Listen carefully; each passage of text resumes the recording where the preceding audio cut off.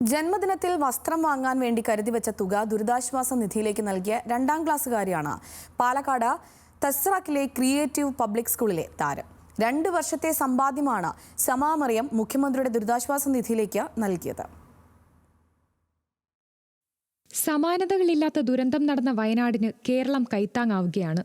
വയനാട്ടിലെ ഉരുൾപൊട്ടൽ ബാധിച്ചവരെ സഹായിക്കണമെന്ന് അധ്യാപകർ പറഞ്ഞപ്പോഴാണ് കുടുക്ക പൊട്ടിക്കാനുള്ള ആശയം സമയ്ക്ക് വന്നത്. പിറന്നാളിന് വേണ്ടി സ്വരുക്കൂട്ടി വെച്ച പണം സമ മുഖ്യമന്ത്രിയുടെ ദുരിതാശ്വാസ നിധിയിലേക്ക് കൈമാറി. 2 വർഷമായി കളക്ഷൻ തുടങ്ങിയിട്ട് അപ്പോൾ കുറച്ച് ദിവസമായിട്ട് ഈ ബർത്ത്ഡേക്ക് ഡ്രസ്സ് വാങ്ങാൻ വേണ്ടി ഇങ്ങനെ ഇരിക്കുകയായിരുന്നു.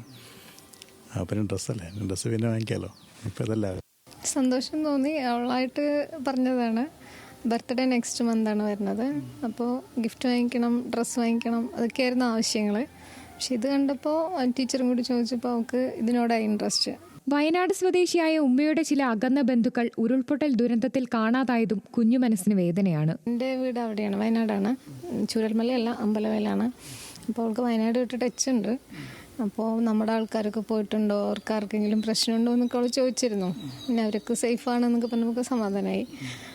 പിന്നെ എന്താ പറയുക, അവരോടൊക്കെ ഒരു സ്നേഹം കണ്ടപ്പോഴുള്ള ഒരു സങ്കടം.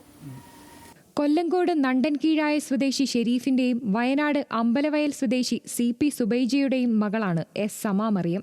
ന്യൂസ് മലയാളം, പാലക്കാട്.